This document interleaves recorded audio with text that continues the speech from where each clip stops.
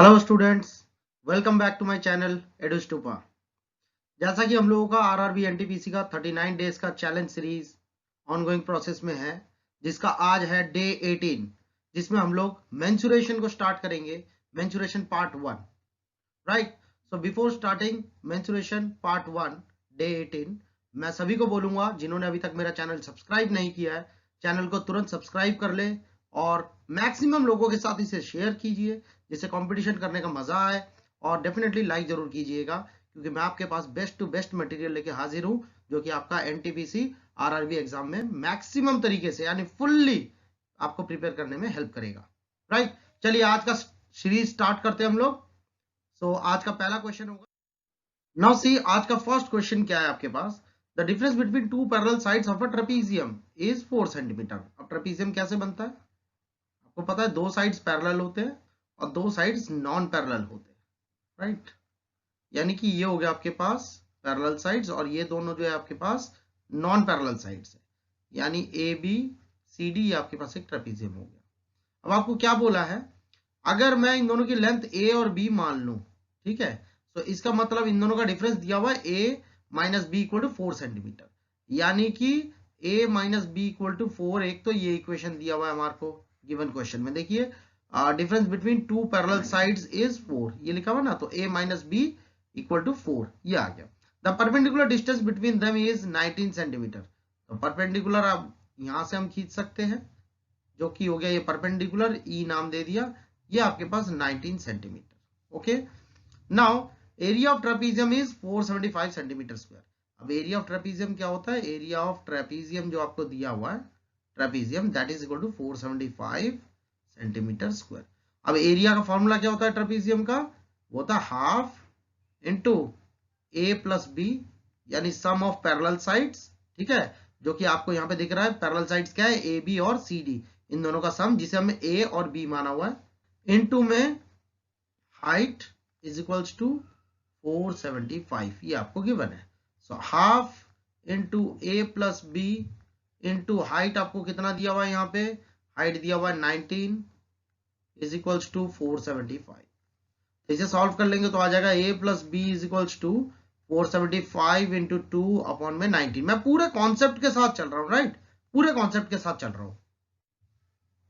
सो इसे आगे काटेंगे तो हो जाएगा 19 टू ज़ा 38, 95, 19 5 ज़ा 95। That means a plus B is equals to अगर इन दोनों को मल्टीप्लाई कर ले 25 और 2 को, तो हमें मिलता है 50। It means it comes 50। Okay, so ये हो गया हमारे पास सेकेंड इक्वेशन रेडी, ठीक है। ये फर्स्ट इक्वेशन है जो कि गिवन था और ये सेकंड इक्वेशन हमने बना लिया। तो आगे हम इन दोनों इक्वेशन को सॉल्व कर देंगे और हमारे पास आंसर आ जाएगा, यानी a minus B is equal to 4 and a plus B is equals to 50, ये हमारे पास आ गया। तो ये दोनों तो कैंसिल हो गए, तो it comes 2a is equals to 54, that gives us 2 से काटने पे 27, यानी a की वैल्यू आ गई हमारे पास 27, राइट। सो देयरफॉर किसी भी एक में पुट कर दे आप, या तो इस फर्स्ट इक्वेशन में पुट कर दे या सेकंड इक्वेशन में पुट कर दे, तो b की वैल्यू का आपको पता लग जाएगा। हम फर्स्ट पे पुट कर देते हैं, तो a minus B is equal to 4 लिखा हुआ है, यानी 27 minus B is equal to 4 हो गया। बाकी का पार्ट यहां कर देता हूं, it means minus B is equals to 4 minus 27, so minus B is equals to minus 23, cancel हो गया बी माइनस माइनस, तो बी इज इक्वल टू आ गया 23 सेंटीमीटर। यानी कि a हो गया हमारे पास 27 सेंटीमीटर, b हो गया हमारे पास 23 सेंटीमीटर, जो कि हमें फाइंड आउट करना था लेंथ ऑफ पैरेलल साइड्स, ठीक है। यानी कि हमारे पास क्या क्या आंसर आ गया, 27 एंड 23 सेंटीमीटर हमारे पास आंसर आ गया, राइट। समझ गया बात को, ये मैंने पूरे कॉन्सेप्ट के साथ बताया आपको। आप इसे बार बार रिवाइज कीजिएगा, आपके कॉन्सेप्ट्स क्लियर हो जाएंगे। एंड डेफिनेटली जिनके कॉन्सेप्ट्स क्लियर है पहले से, वो क्या करें, वो इन क्वेश्चंस को अच्छे से रिवाइज करें, ठीक है। Now see the next question. The total cost of flooring a room at rupees 8.50 per square meter is rupees 510. If the length of the room is 8 meter, its breadth is, ठीक है। तो flooring की बात हो रही है, तो cost of flooring कैसे आता है हमारे पास आता है area into rupees 8.50 per square metre बोला है, यानी 8.50 per square metre is equal to total cost, is equal to total cost, ठीक है।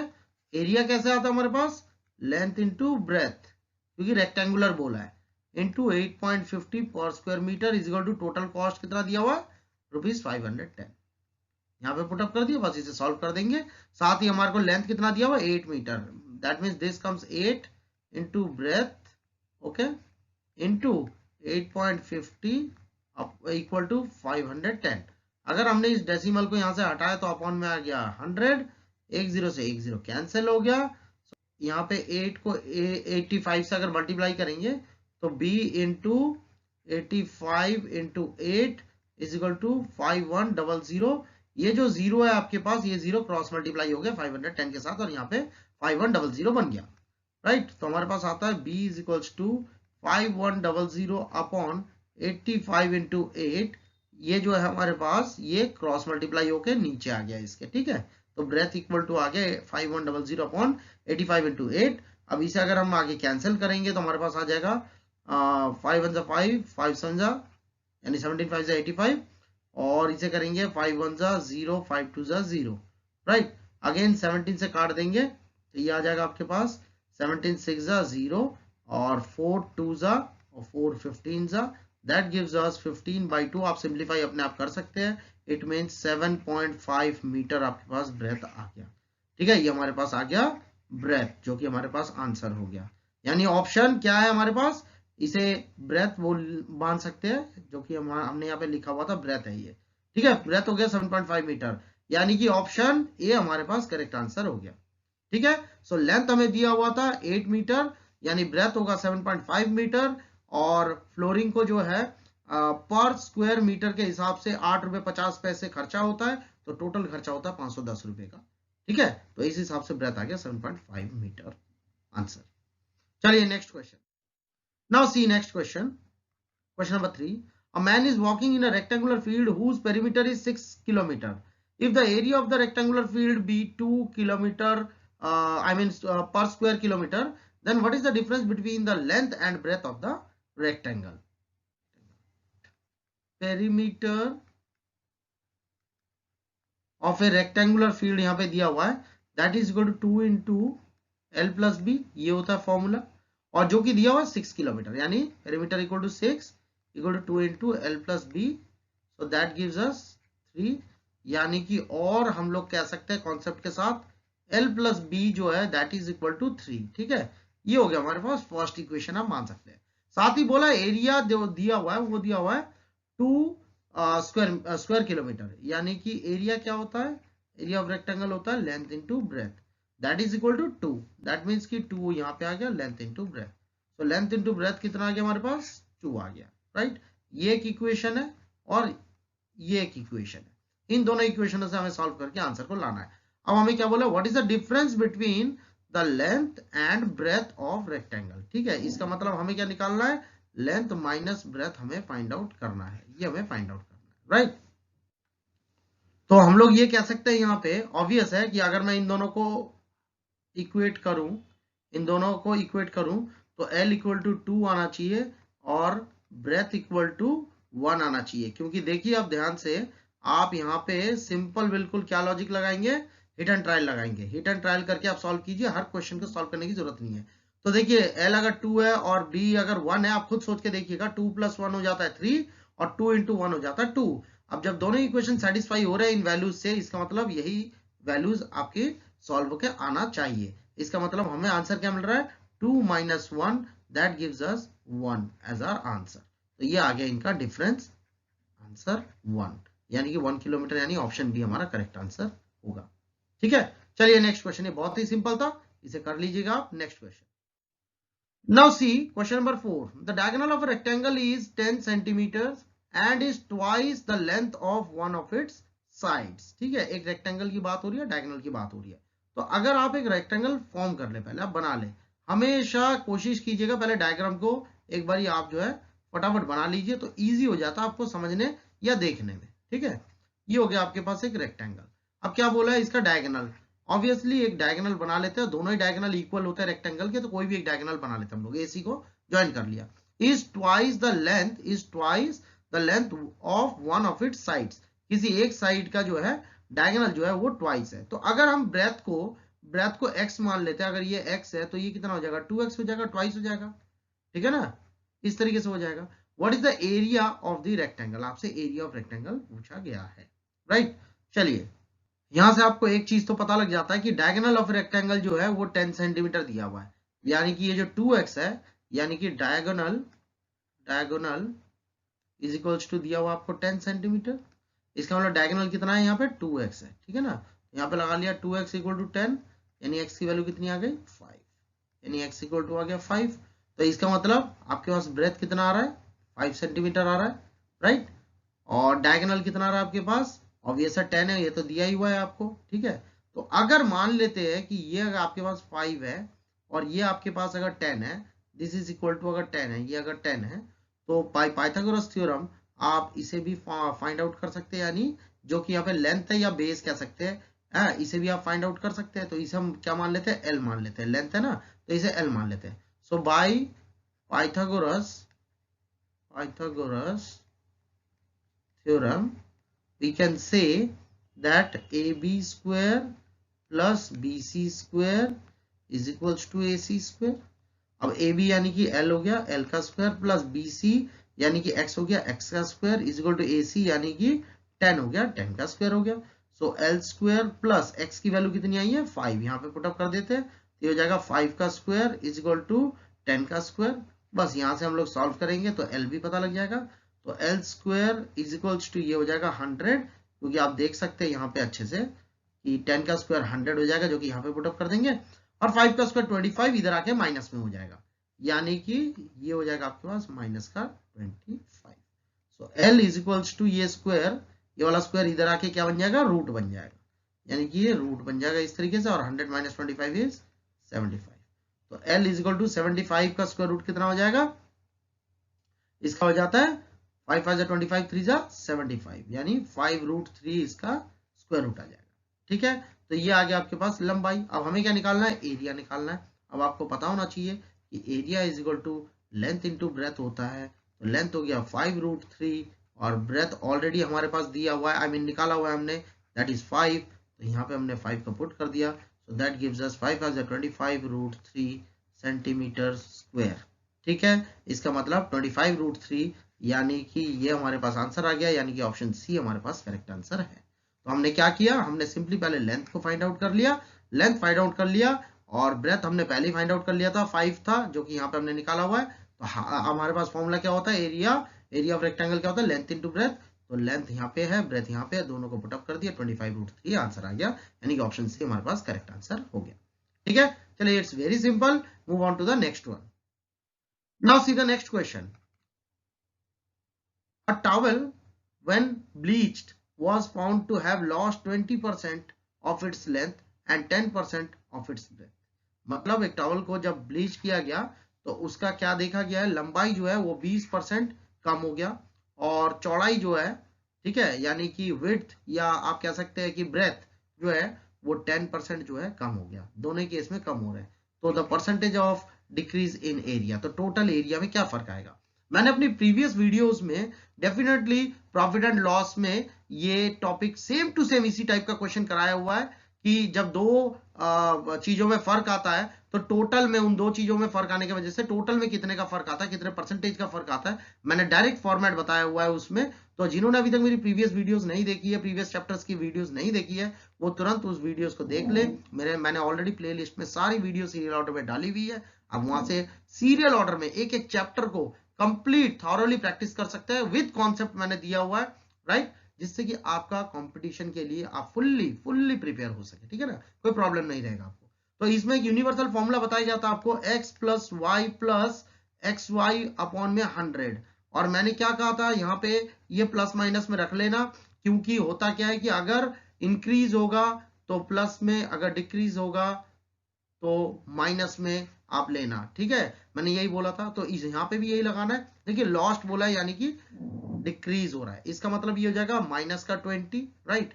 इसे भी प्लस माइनस में आप रख सकते हैं, ये हमारे पास यूनिवर्सल फॉर्मूला था, किसी भी क्वेश्चन में लगा सकते हैं जहां पे दो चीजें चेंज होने की वजह से टोटल में क्या फर्क आता है। तो यहाँ पे भी वही केस है, तो ये हो जाएगा माइनस का 20, अगेन ये 10% लॉस हो रहा है, यानी कि ये भी माइनस का 10 हो जाएगा, सॉरी 10% लॉस हो रहा है, तो ये माइनस का 10 हो जाएगा, राइट, प्लस -20 इंटू -10 अपॉन 100, ये बन जाएगा आपके पास फॉर्मेट। सो इट कम्स, इन दोनों को सॉल्व करने पे माइनस का 30 और ये हो जाएगा आपके पास, देखिए माइनस माइनस प्लस हो जाएगा, ठीक है, ये माइनस माइनस प्लस हो जाएगा, तो यहाँ पे ये ऑलरेडी प्लस है तो प्लस प्लस प्लस हो जाएगा, और इन दोनों को मल्टीप्लाई करेंगे तो हमें कितना मिल जाता है 200 अपॉन में 100, यानी कि 100 टू जा दैट कम्स माइनस 30 प्लस 2, यानी कि आ जाएगा माइनस का 28%, और ये माइनस क्या दर्शाता है, लॉस या डिक्रीज आप कह सकते हैं, यानी कि टोटल आंसर हमारे पास क्या आ रहा है, हमारे पास आंसर आया 28%, यानी कि 28% का लॉस यानी डिक्रीज हो जा रहा है, ठीक है, 28% का डिक्रीज हो जा रहा है, यानी ऑप्शन डी हमारे पास करेक्ट आंसर है। इट्स वेरी सिंपल, बस आप इस फॉर्मूले को याद रखिएगा, और मैंने प्रीवियस वीडियोस में बहुत सारे क्वेश्चन इसी पैटर्न से किए हुए, आप उसे वहां से देख सकते हैं, ठीक है। चलिए move on to the next one. Now see the question, question number 6, it's very important one, बहुत इंपॉर्टेंट क्वेश्चन है, इसके लिए आपको डायग्राम क्लियर होना चाहिए, बस और कुछ नहीं है। अगर डायग्राम आपके पास क्लियर है तो फिर आपने क्वेश्चन को कर लेना है। कोशिश कीजिएगा डायग्राम को बना के कीजिएगा। तो ए बी सी डी ये दे दिया हमने, जिसकी लंबाई है 30 और 15 सेंटीमीटर, यानी ये लंबाई होती है 30 सेंटीमीटर, ये चौड़ाई होती है 15 सेंटीमीटर, हमने मान लिया, ठीक है। He leaves a margin of 2.5 centimetre at the top and bottom, यानी 2.5 वो ऊपर से और नीचे से छोड़ देता है, यानी मान लेता है कि ये 2.5 है, इसे वो लीव कर रहा है, तो नीचे से भी वो 2.5 जो है लीव कर रहा है, यानी 2.5 ये लीव कर दिया, ठीक है। और एंड 1.25 सेंटीमीटर आइदर साइड, यानी साइड से वो छोड़ रहा है, कितना छोड़ रहा है 1.25 सेंटीमीटर वो छोड़ रहा है, तो इधर से भी 1.25 सेंटीमीटर वो लीव कर रहा है, यानी ये 1.25 हो गया, ये 1.25 सेंटीमीटर। तो फाइनली हमें जो एरिया निकालना है वो ये शेडेड एरिया निकालना है, ठीक है, ये वाला एरिया हमें निकालना है, यानी कि इसका नाम E F F G H रख लेते हैं, जी एच रख लेते हैं। तो हमें क्या निकालना है, area of E F G H, जो कि एक रेक्टेंगल का रूप बन रहा है, that will be equal to, simple है बिल्कुल, लेंथ इनटू ब्रेथ होगा ये, क्योंकि ये रेक्टेंगुलर है, एक रेक्टेंगुलर है, ठीक है ना, रेक्टेंगुलर इन शेप है, तो लेंथ इनटू ब्रेथ होता है। अब इसकी लंबाई कैसे आएगी, देखिए 30 तो था ये पूरा, मैं आपको शो कर देता हूं इससे, देखिए 30 था ये पूरा, ठीक है, ये पूरा 30 था, जिसमें से ये वाला पार्ट माइनस हो रहा है और ये वाला पार्ट माइनस हो रहा है, यानी कि जो कि 2.5 और 2.5 है, यानी कि 2.5 और 2.5 कितना हो गया 5, यानी इसमें से 5 माइनस कर दिया, राइट। तो हमारे पास कितना बचा, ये इतना बचा, इतना बचा ना हमारे पास। और सेम ऐसी ब्रेथ, ब्रेथ कितना है हमारे पास, ब्रेथ है 15, तो 15 माइनस, अब इसमें से चौड़ाई में से देख लीजिए कितना कितना वो छोड़ दे रहा है, इतना पार्ट छोड़ रहा है वो, यानी 1.25 और 1.25 वो लीव कर रहा है, तो हमारे पास कितना बचेगा, हमारे पास बचेगा ये वाला पार्ट बचेगा, ये वाला पार्ट बच जाएगा ना यहां से यहां तक, ठीक है, जो कि हमें चाहिए ना, यानी यहां से यहां तक बच जाएगा ना हमारे पास। तो इसका मतलब ये हो जाएगा आपके पास 1.25 बिकम्स 2.50, ठीक है, ये इसने माइनस कर दिया, तो ये आ जाएगा 25 और ये आ जाएगा हमारे पास 12.5, so that gives us 25 5 is 125, 25 2 is 50, 62, 25 1 is 25 and 31, so decimal आ जाएगा एक डिजिट का आगे, यानी यहाँ पे आ जाएगा, यहाँ पे आ जाएगा, ठीक है, सेंटीमीटर स्क्वायर, ये आ गया हमारे पास एरिया। अब हमें क्या बोला है, इसका परसेंटेज निकालना है, क्योंकि हमें परसेंटेज में आंसर मांगना है, ये मांगा परसेंटेज, तो परसेंटेज इज इक्वल्स टू कितना आ जाएगा 312.5 अपॉन में टोटल। अब टोटल जो है वो है ए बी सी डी, पूरा टोटल है, ए बी सी डी पूरा है, ठीक है ना। तो टोटल क्या आ जाएगा आपके पास, area of rectangle A B C D, यानी कि area of A B C D आपके पास टोटल है, इनटू में 100, परसेंटेज ऐसे निकलता है, सो दैट गिव्स अस 312.5। मैं पूरा कॉन्सेप्ट को भी बता रहा हूँ साथ में, तो इसका एरिया कितना आ जाएगा, length into breadth, that is 30 into 15 into 100, right, ये बात क्लियर हो गई। अब ये डेसिमल अगर मैंने यहां से हटाया तो एक जीरो और ले लेते हैं, तो ये 2 जीरो से ये 2 जीरो तो हमने कैंसिल कर दिए, सो that gives us 3125 upon 3 into 15, ये बच गया हमारे पास। इसे सॉल्व करके लगभग आएगा 69.4%, ठीक है, दैट मीन्स अप्रोक्सीमेटली आप इसे मान सकते हैं 70%, यानी answer is 70% means option C, जो कि हमें बोला है अप्रोक्सीमेटली वैल्यू बता दीजिए। ठीक है, तो लिखने का जो एरिया होगा, यानी कि ये जो एरिया आपके पास दिख रहा है, जो हमने ऑलरेडी शेडेड रूप में दिखाया हुआ था, ये वाला एरिया जो है आपके पास 70% आएगा। यानी आप कह सकते हैं EFGH का जो एरिया आ रहा है वो आ रहा है 70% अप्रोक्सीमेटली। बात समझ गए आप? चलिए now see the next question is the total area of 64 small squares of a chessboard is 400 square centimetre. There is 3 centimeter wide border around the chessboard. What is the length of the side of the chessboard? ये आपको question बोला गया है। Now इसके लिए भी हम लोग क्या करते हैं, डायग्राम को पहले बना लेते हैं। एक चेस बोर्ड बना लेते हैं हम लोग, ठीक है, एक शॉर्ट फॉर्म में एक चेस बोर्ड बना लेते हैं हम लोग इस तरीके से, तो इजी हो जाता है। डायग्राम देख के एक बारी में बात समझ में आ जाती है हमारे को, ठीक है ना। तो इस पे क्या है, इस तरीके से मार्जिन छोड़ा हुआ है और बीच में जो है 64 खाने बने हुए हैं, यानी कि 64 स्मॉल स्क्वायर्स बने हुए हैं ना, यहाँ पे लिखा हुआ ना 64 स्मॉल स्क्वायर्स। तो इस तरीके से स्मॉल स्क्वायर्स बने होंगे, इस तरीके से कुछ स्मॉल स्क्वायर्स बने होंगे, ठीक है। और there is 3 centimetre wide border around, ये बोला है, यानी कि ये जो है इसे हम एक अलग कलर से ले लेते हैं इस तरीके से। ये दिया हुआ है आपको 3 सेंटीमीटर, ये दिया हुआ है आपको 3 सेंटीमीटर, और इधर भी दिया हुआ है 3 सेंटीमीटर, और इधर भी लिखा हुआ है आपने, आई मीन छोड़ा हुआ है आपने 3 सेंटीमीटर, जैसा कि इन्होंने बताया, ठीक है। ये 3 सेंटीमीटर का इन्होंने चौड़ाई साइड में छोड़ा हुआ है बॉर्डर लाइन। अब हमें क्वेश्चन में बोला हुआ है देयर, ऑब्वियसली ये तो पता ही है, टोटल एरिया जो है of 64 small squares of a chess board is 400 square unit, ये दिया हुआ है। इसका मतलब क्या हो जाएगा, तो हम कह सकते हैं कि एरिया ऑफ 1 स्क्वायर,